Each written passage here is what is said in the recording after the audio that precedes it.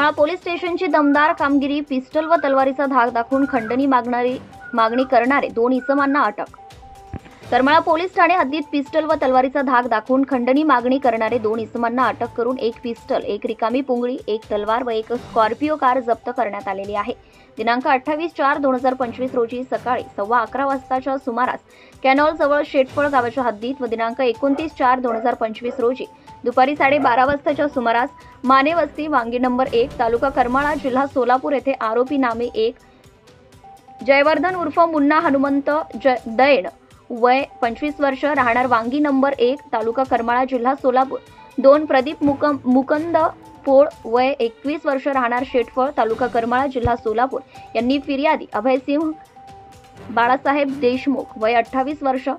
धंदा व्यवसाय राहणार वांगी नंबर 1 तालुका करमाळा जिल्हा सोलापूर यांचे चुलत भाऊ संकेत सुहास देशमुख व मावस भाऊ अमित घोगरे असे कामासाठी शेटफळ या ठिकाणी जात असताना वाटेमध्ये कॅनॉल जवळ शेटफळ गावाच्या हद्दीत जयवर्धन उर्फ मुन्ना दैन व प्रदीप पोळ असे गाडीजवळ येऊन गाडी थांबवून जयवर्धन उर्फ मुन्ना दैन याला शिवीगाळ करून जयवर्धन उर्फ मुन्ना दैन याच्या पॅन्टमध्ये खोचलेली पिस्टल काढून त्याच्या कपाळाला लावून बोलले की मी आत्ताच्या आता तुला मारून टाकतो, तू माझे फोन उचलत नाही, मला आत्ताच्या आत्ता पैसे पाहिजे असे बोलून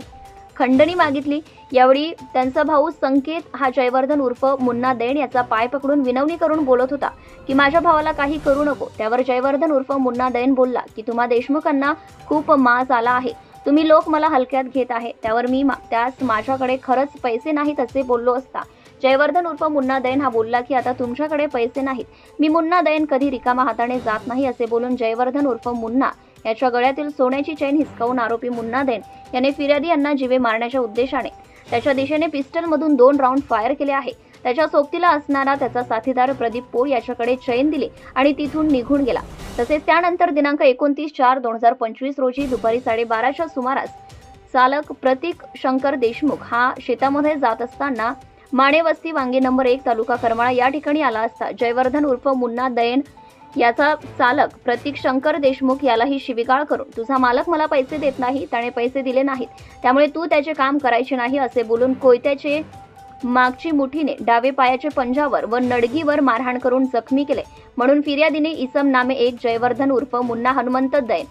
राहणार वांगी नंबर 1 तालुका करमाळा जिल्हा सोलापूर व प्रदीप मुकुंद पोळ राहणार शेटफळ तालुका करमाळा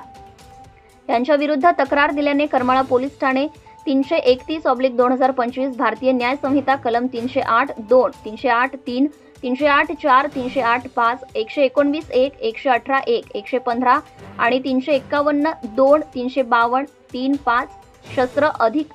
3-4-25 महापोलीस अधिक 135 प्रमाणे गुन्हा दाखल करण्यात आल्यानंतर सदर गुन्ह्याचा तपास पोलीस निरीक्षक श्री पोपट टिळेकर करीत आहेत। Subscribe now